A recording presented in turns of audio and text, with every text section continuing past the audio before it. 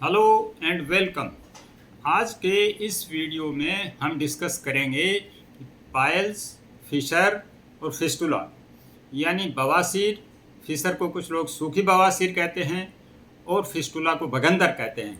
इन तीनों में क्या फ़र्क है और इनको कैसे पहचानें। हम सबसे पहले देख लेते हैं पाइल्स यानी बवासीर। तो बवासीर यानी पाइल्स जो है उसमें पेशेंट को ब्लीडिंग होती है। सबसे पहला जो सिम्टम्स आता है पेशेंट को वो है ब्लीडिंग। लेटरिन जाते वक्त उसको ब्लीडिंग होगी और ये ब्लीडिंग होगी पेनलेस, उस टाइम कोई दर्द नहीं होता। फिर ये ब्लीडिंग होती है बिल्कुल ब्राइट रेड कलर की, फ्रेश ब्लड होता है। फिर ये ब्लड जो गिरता है वॉश बेसिन में या टॉयलेट के साथ में जो ब्लड आता है वो ड्रॉप्स में आता है, ड्रॉप्स ड्रॉप्स गिरेगा या एक स्ट्रीक में धार में गिरेगा। ये होता है पाइल्स की पहचान। फिर पाइल्स में पेन नहीं होता है जब तक उसमें कोई कॉम्प्लिकेशन नहीं हो जाता, जैसे कोई क्लोट वगैरह जब तक नहीं बन जाता उसमें, तो उसको थ्रोम्बोटिक पाइल्स कहते हैं। पर वैसे रूटीन जो है नॉर्मली पाइल्स में पेन नहीं होता। फिर पाइल्स का अगर मांस आ गया, बाहर आ गया, प्रोलेप्स हो गया, पाइल्स अगर रेक्टम से उस एनस से बाहर आ गया है तो उस केस में आपको एक मांस फील होगा, बाहर जैसे गांठी से फील होंगी पाइल्स की, उसकी वजह से आपको अनकम्फर्ट फील हो सकता है। फिर होता यह है कि पाइल्स में कई बार जैसे वो म्यूकस डिस्चार्ज होता है तो आपका अंडरवियर है वो वेट हो सकता है, वो गीला महसूस हो सकता है आपको। तो ये कुछ पहचान है पाइल्स की। पाइल्स में इचिंग भी होती है कई बार डिस्चार्ज होता है। तो अब देखते हैं कि फिशर में क्या होता है।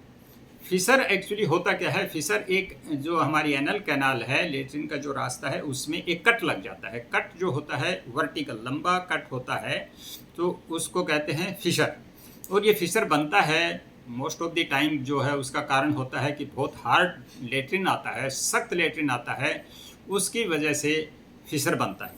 तो ये फिशर है, ये अंदर लेट्रिन के रास्ते से होते हुए बाहर जो है एनस है, बाहर की जो स्किन है वहाँ तक एक्सटेंड करता है ये पूरा फिशर।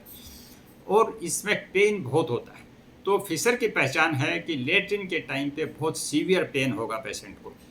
साथ में अगर ब्लीडिंग होती है तो ब्लीडिंग लेट्रिन के एक तरफ ही लग के आती है, जो फ्रेश ब्लड होगा, लेकिन जिस तरफ जो फिशर बना हुआ है तो लेट्रिन उसी तरफ जो है ब्लड लगता है लेट्रिन पे। ये फिशर की पहचान है।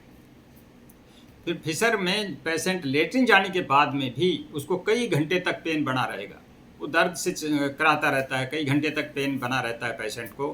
तो ये पहचान है फिशर की। अब हम ये देखें कि ये फिस्टुला है, इसमें क्या होता है।